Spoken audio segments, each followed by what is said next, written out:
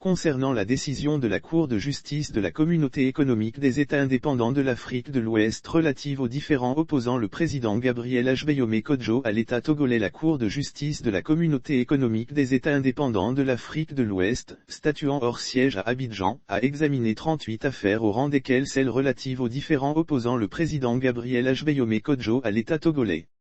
En effet, au lendemain de l'élection présidentielle du 22 février 2020, Ajbeyome Kodjo avait saisi cette cour afin qu'elle constate à titre principal les nombreuses violations de ces droits de l'homme consacrés par la Charte africaine des droits de l'homme et des peuples ainsi que d'autres instruments pertinents, constituant le corpus normatif de la communauté, suspende au titre des mesures provisoires, la procédure pénale que le régime a initiée contre lui dans le cadre de sa revendication de la victoire du peuple togolais.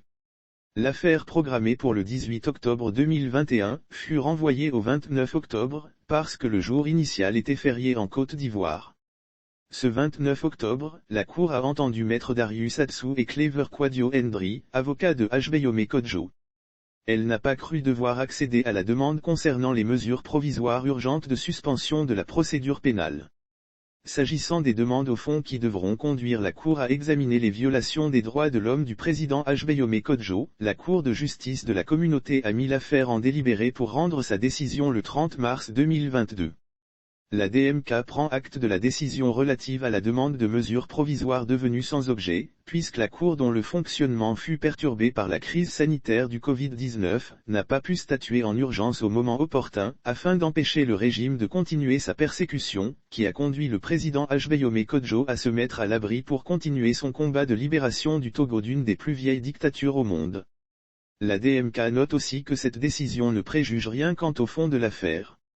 Elle regrette seulement que la décision sur le fond n'interviendrait que dans 5 mois, sans doute en raison du nombre d'affaires ayant été examinées.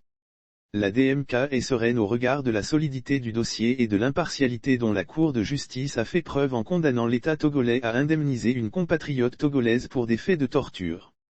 La DMK remercie Maître Atsou et Ndri pour leur professionnalisme et leur perspicacité.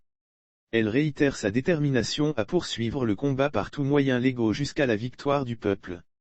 La DMK exhorte les populations à rester fermes et déterminées pour parvenir à notre objectif, l'alternance au Togo.